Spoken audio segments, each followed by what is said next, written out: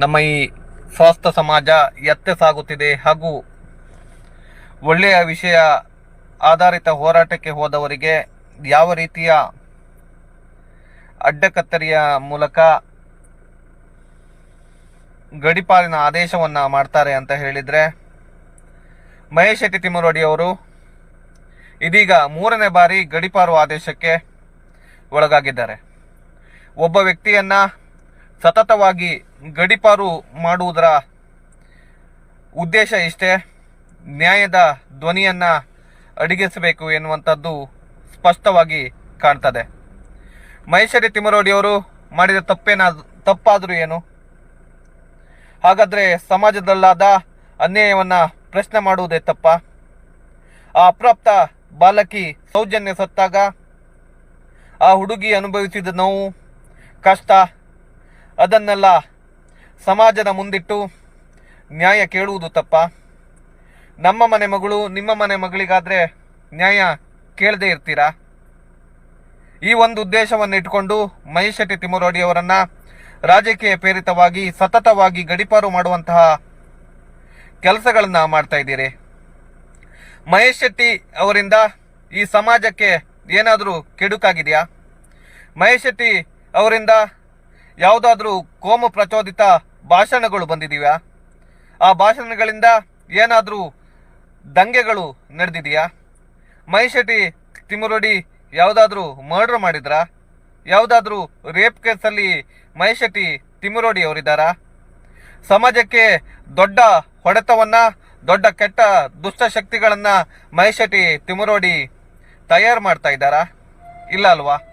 ಇದ್ಯಾವುದೂ ಇಲ್ಲ ಅಲ್ವಾ? ಒಬ್ಬ ವ್ಯಕ್ತಿಯನ್ನ ಅದ್ಯಾಕೆ ಪದೇ ಪದೇ ಗಡೀಪಾರು ಮಾಡುವಂತಹ ಆದೇಶಗಳನ್ನ ಮಾಡ್ತೀರಿ? ದೊಡ್ಡವರನ್ನ ಪ್ರಶ್ನೆ ಮಾಡಿದ್ರೆ ಗಡೀಪಾರು ಆದೇಶ ಮಾಡಿ ಅವರನ್ನ ಹೋರಾಟದಿಂದ ಹಿಂದಿಕ್ಕಿಸುವಂತಹ ಪ್ರಯತ್ನಗಳನ್ನ ಮಾಡಿ ಜನಸಾಮಾನ್ಯರಿಗೆ ಬೆದರಿಕೆಯನ್ನ ತರುವಂತಹ ಕೆಲಸಗಳನ್ನ ಮಾಡ್ತಾ ಇದ್ದೀರಿ. ಮಹೇಶ್ ಶೆಟ್ಟಿ ತಿಮ್ಮರೋಡಿಯವರಿಗೆ 2 ಬಾರಿ ಹೈಕೋರ್ಟ್ ನಿಮ್ಮ ಗಡೀಪಾರು ಆದೇಶ ಸರಿಯಾಗಿಲ್ಲ, ಮರುಪರಿಶೀಲಿಸಿ ಎನ್ನುವಂತಹ ಆಜ್ಞೆಗಳನ್ನು ನೀಡಿಲ್ವಾ? ಮತ್ತೆ ಅದೇ ರೀತಿಯ ಗಡೀಪಾರು ಆದೇಶವನ್ನ ಮಾಡ್ತೀರಿ.